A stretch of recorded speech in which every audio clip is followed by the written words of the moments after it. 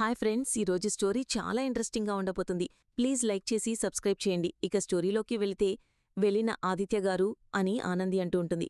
ఇప్పుడు తనకెలా ఉంది అని ఆదిత్య అడుగుతాడు. మార్నింగ్ డిశ్చార్జ్ చేస్తామన్నారు అని ఆనంది అంటుంది. సరే, మార్నింగ్ మనిద్దరం హాస్పిటల్కి వెళ్దామా అని ఆదిత్య అంటే, అవసరం లేదు ఆదిత్య గారు అని ఆనంది అంటుంది. నీకు బాగా తెలిసిన మనిషి అన్నావు, మరి అలాంటి మనిషికి మనమీద సాయం చేస్తే బాగుంటుందేమో అని ఆదిత్య అంటాడు. నేను సాయం చేశానండి, ఇప్పుడావిడికి నీకు బంధం తెగిపోయినట్టేనా అని ఆదిత్య అంటే, బంధమా అని ఒక్కసారిగా ఆనంది షాకవుతుంది. అదే చిన్నప్పుడు ఒక టైంలో నీకు తనకేదో బంధముందని చెప్పావు. మనిషి గురించి ఎందుకులే, పదండి భోంచేద్దాం అని ఆనంది అంటుంది. ఆనంది, నిన్ను కొంతమంది కుట్టి అని పిలుస్తారు, కొంతమంది ఆనంది అని పిలుస్తారు. ఇవి కాకుండా నీకింకా ఏం పేర్లున్నాయి అని ఆదిత్య అడుగుతాడు. అప్పుడు ఆనంది, అదేంటి ఇలా అడుగుతున్నారు, నామీద అనుమానం వచ్చిందయ్యింది, నేను అనుకుంటుంది అడుగుతున్నా కదా, చెప్పానంది అని ఆదిత్య అనగా, పేర్లంటే చిన్నప్పుడు నన్నందరూ కుట్టి అని పిలిచేవారు, ఇప్పుడు ఆ తర్వాత ఆనంది అని పిలుస్తున్నారు, ఆ తర్వాత చిన్ని అని పిలిచేటోళ్ళు, అంతే ఆదిత్యగారు అంటుంది. అంతేనా, ఈ 3 పేర్లు కాకుండా వేరే పేరేం నీకు లేదా అని ఆదిత్య అడుగుతాడు. ఇంకేం పేరుంటుంది కదా, ఆ పేరేంటో నీకు తెలుసా అని అడుగుతాడు ఆదిత్య. కర్పకం నేను మాట్లాడుకున్న మాటలు ఆదిత్యగారు ఏం వినలేదు కదా అని మనసులాడుకుంటుంది ఆనంది. ఆదిత్య, నిన్నే ఆనంది అడుగుతున్నాను, నీ అసలు పేరు నీకు గుర్తుకులేదా అంటాడు ఆదిత్య. ఆనంది ఏమో, ఆదిత్యగారు నాకు గుర్తులేదు, నాకెలా తెలుస్తుంది అని అంటుంది. అవునులే, నీకెలా తెలుస్తుంది, నీ పుట్టుక గురించి నీ కన్నవాళ్ల గురించి ఎవరైనా తెలిసినవాళ్లుంటే నీ పేరు తెలుసు, పాపం నీ కన్నవాళ్ళెవరో నీకు తెలియదు, తెలుసుంటే నువ్వు వాళ్ళ దగ్గరికి వెళ్లేవుగాని అని ఆదిత్య అంటాడు. ఆదిత్యగారు మాటలు వింటుంటే నిజం తెలిసినట్టే ఉంది అని మనసులో అనుకుంటుంది ఆనంది. టెన్షన్ పడద్దు, టెన్షన్ పడుతున్నావు అని ఆదిత్య అంటాడు. నేనెందుకు టెన్షన్ పడతా అంటుంది ఆనంది. ఆనంది, నాతో తన జీవనాని విషయం నాకు చెప్పడం లేదు, తను చెప్పాలనుకోవటం లేదు అంటే ఏదో బలమైన కారణమే ఉంది. నాకు నిజం తెలిసిందని ఆనందికి నేనెందుకు చెప్పాలి, తను అమ్మా నాన్న గురించి నిజం దాచిందంటే ఆనంది మనసులో ఏదో ఉంది, అదేంటో తెలిసేవరకు నేను నిజం చెప్పకూడదు, తెలియనట్టే ఉండాలి అని మనసులో ఆదిత్య అనుకుంటాడు. ఏంటాదిత్యగారు అట్లా చూస్తున్నారు అని ఆనంది అంటుంది. ఏం లేదు ఆనంది, పద భోంచేద్దాం అని అక్కడ్నుంచి వెళ్తారు. నీ మనసులో ఏదో పెద్ద బాధని మోస్తున్నావానంది, అదేంటో తెలిసేవరకు నేనేం చెయ్యలేను, మౌనంగా ఉండటం తప్ప అని ఆదిత్య అనుకుంటాడు. ఇక్కడ పద్మమ్మ బట్టలు ఆరేస్తూ ఉంటుంది. ఇదిగో అలేఖ్య అంటూ పద్మమ్మ పిలుస్తుంది. ఏమిటి పెద్దమ్మా అని అలేఖ్య వస్తుంది. పెద్దమ్మమే, నన్నట్లా పిలవకు అని పద్మం అంటుంది. అరే మరెట్లా పిలుస్తుంది అని సింహాద్రి అంటాడు. నన్నట్లా పిలవద్దయ్యా, విననీకి చాలా ఇబ్బందిగా ఉంది అంటే మరి ఏమని పిలవాలి, పెద్దమ్మ అంటుంది అలేఖ్య. బిడ్డా, నువ్వు అట్లనే పిలువమ్మా, ఇదిగో బిడ్డా, నువ్వు నీ మనసులో నుంచి ఆ చెడ్డబుద్ధులు తీసేసావనుకో ముందులాగా మంచిగా ఉండొచ్చు సింహాద్రి అంటూ ఉంటాడు. అలాగే పెద్దన్న అంటుంది అలేఖ్య. పెద్దమ్మా, నన్నెందుకు పిలిచావో చెప్పు, నిన్ను సీనుగాణ్ణి లాయరమ్మ వాళ్ళింటికి టిఫిన్కి పిలిచింది, పోయిరాపో అని పద్మం అంటుంది.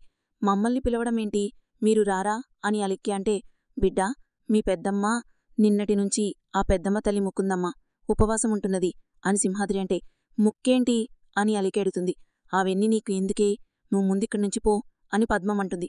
ఇద్దరినీ కలిసి వెళ్ళమన్నారుగా, సీను ఎక్కడున్నాడు, నాకు తెలియదు, ఆణ్ణి నేను పంపుతానుగాని అని పద్మం అంటే, వాళ్ళింటికి వెళ్ళి నేనేం తింటా పెద్దమ్మా, ఇక్కడే నేనేదోటు వండుకుంటాలే అని అలేఖ్య అంటుంది. బిడ్డా, పిలిచినప్పుడు పోకుంటే మంచిగా ఉంటుందా చెప్పు, పో బిడ్డా పో అని సింహాద్రి అంటాడు.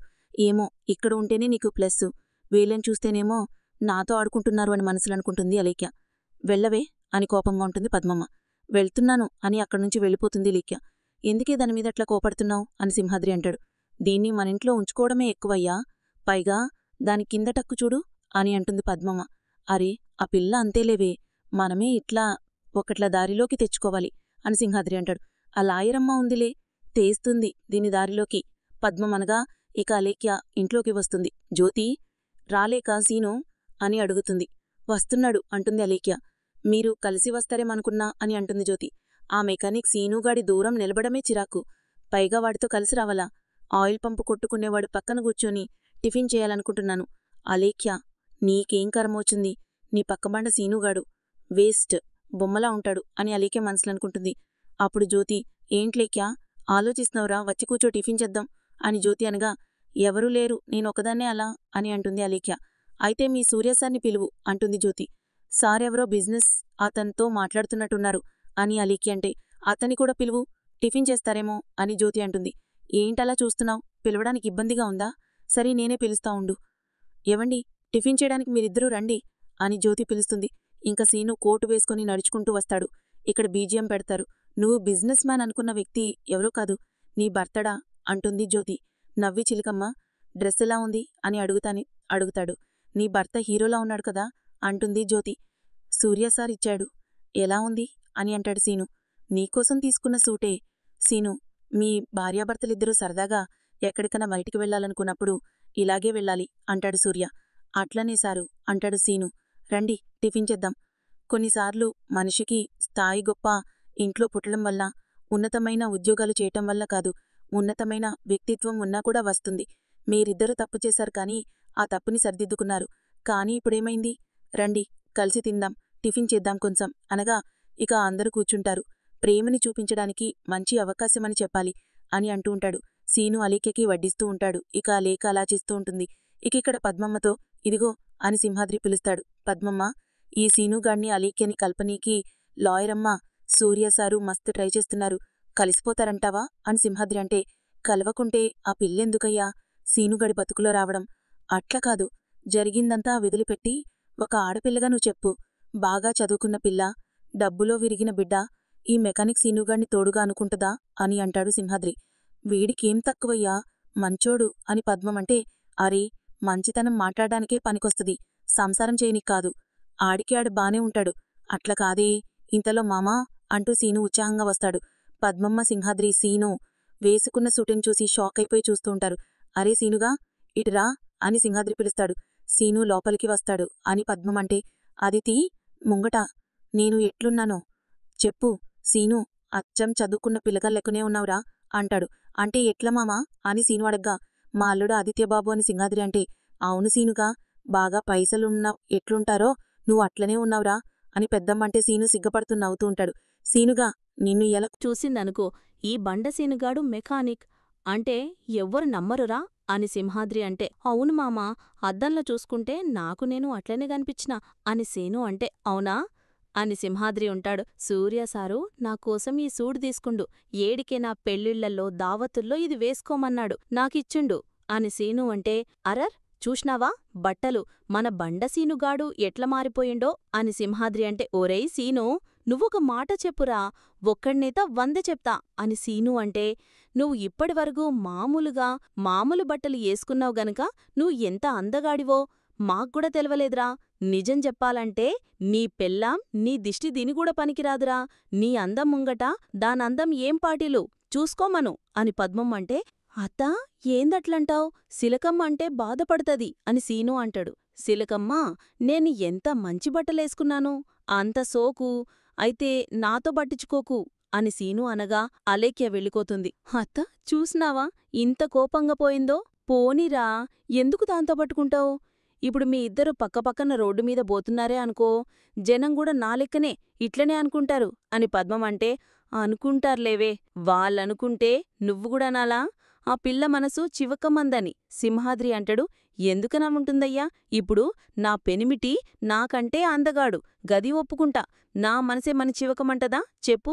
గట్లనే దాని పెనిమిటి అందగాడే, నా లెక్కనే ఉండాలిగదా అని పద్మమంటుంది. సంసారం మంచిగుంటది బట్టలు.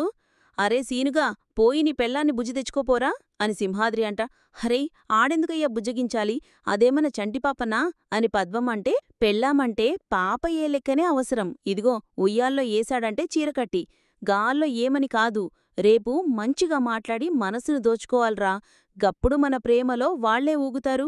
ఇదిగో మీ అత్త ఇట్లనే ఉంటది, కాని నువ్వు పోరా అని సింహాద్రి అంటే, అట్లనే మామా అని సీను వెళ్తాడు. సిలకమ్మ, ఓ సిలకమ్మ, ఏదేమైనా బట్టలు మార్చగానే ఆడిలోన అందం బయటపడిందయ్యా, ఆ పిల్లగ్గూడా నచ్చే ఉంటాడుగాని బయటపడదు అని పద్మమంటే, అయితదిలేవే, ఒకటైతది, ఇదిగో పుంజుబెట్టాక గుడిలో ఇయ్యాల కాకుంటే రేపైనా ఒకటి కావస్తది.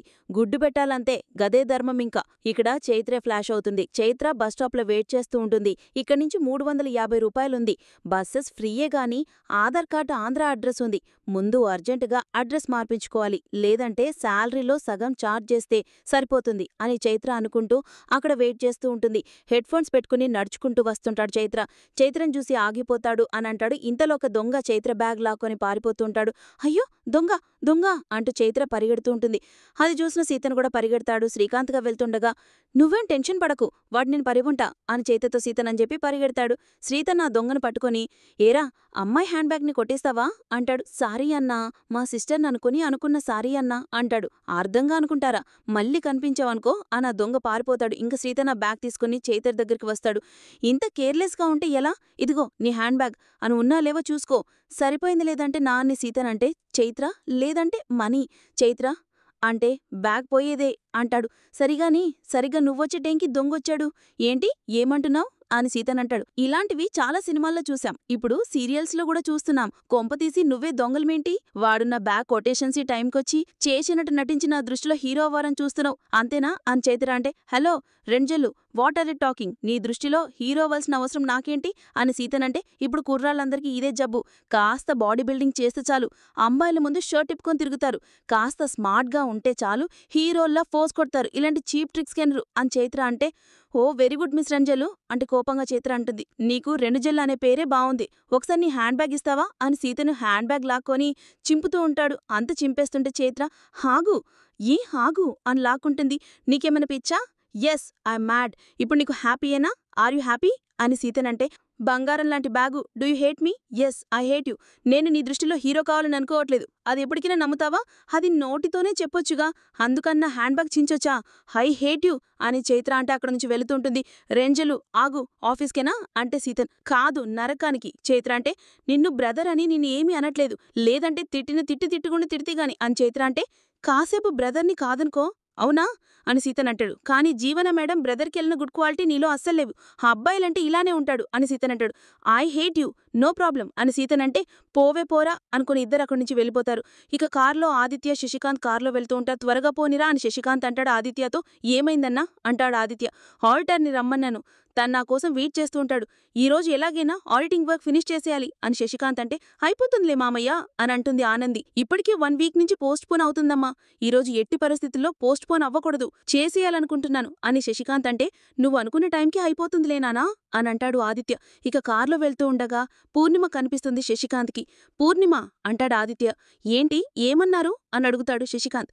ఏం లేదు నానా, ఏం లేదు, ఒకసారి నువ్విక్కడ కారాపు, ముందు కారాబ్రాదిత్య. శశికాంత్ దిగుతూ నాకిక్కడ చిన్న పనుంది, నేను దిగిపోతాను, మీరు వెళ్ళండి అంటాడు శశికాంత్. ఇక్కడ దిగుతారా అని ఆనంది అనగా అవునమ్మా ఇక్కడే దిగుతాను అని శశికాంత్ అంటాడు. ఎవరిని కలవాలరా అదిప్పుడే గుర్తొచ్చిందని శశికాంత్ అంటాడు. ఎవరిని అని ఆదిత్య అడుగుతాడు. చెప్తాన్రా, సరే ఎక్కడో చెప్పండి డ్రాప్ చేస్తాను, నేను వెళతాన్రా, మీరు వెళ్ళండి, మీరెందుకు టెన్షన్ పడుతున్నారు అని ఆదిత్య అంటాడు. నేనెందుకు టెన్షన్ పడతాన్రా నానా, మీ మొహంలోనే కనబడుతుంది అది, ఈరోజు మార్నింగ్ మెడిటేషన్ చేయలేదు అందుకే అలా కనిపిస్తుంది మొహం అంతేరా అని శశికాంత్ అంటే సరే మీరు ట్యాబ్ బుక్ చేసుకోండి, అది వచ్చే వరకు వెయిట్ చేస్తాం అని ఆదిత్య అంటే నా కోసం మీరెందుకురా వెయిట్ చేయడం అని శశికాంత్ అంటే నాన్న రోడ్డు మీద వదిలేసి అలా వెళ్ళిపోతామా అని ఆదిత్య అంటాడు. నేనేమైనా తప్పిపోతానా ఏంటి, పిల్లలను నాకు తెలుసు కదరా, మీరు వెళ్ళండి అని శశికాంత్ అంటే మళ్ళీ మీరు టెన్షన్ పడుతున్నారు అని ఆదిత్య అంటాడు. అదేం లేదురా అని కారులో నుంచి కిందకి దిగుతాడు. మీరు వెళ్ళండి రా అని శశికాంత్ అంటాడు. సరే మీ ఇష్టం అని ఆదిత్య వెళ్ళిపోతాడు. ఇక శశికాంత్ కారు దిగిన తర్వాత అటు ఇటు చూస్తాడు. పూర్ణిమ కనిపించకుండా వెళ్తుంది. ఎటు వెళ్ళిపోయింది అని ఆలోచిస్తూ ఉంటాడు. తనని ఈరోజు ఎలాగైనా కలవాలని వెతుకుతూ ఉంటాడు. వెతుకుతూ ఉంటే పూర్ణిమ కనిపిస్తుంది. పూర్ణిమ దగ్గరికి వస్తాడు. పూర్ణిమ అని పిలుస్తాడు. పూర్ణిమ షాకే శశికాంత్ని చూస్తుంది. పూర్ణిమ ఒక చిన్న స్మైల్ ఇస్తుంది. శశికాంత్ అంటాడు. ఏమండి అని హగ్ చేసుకుంటుంది పూర్ణిమ. అక్కడితో అయిపోతుంది. మరిన్ని అప్డేట్స్ కోసం మా ఛానల్ని సబ్స్క్రైబ్ చేసుకోండి. Thanks for watching.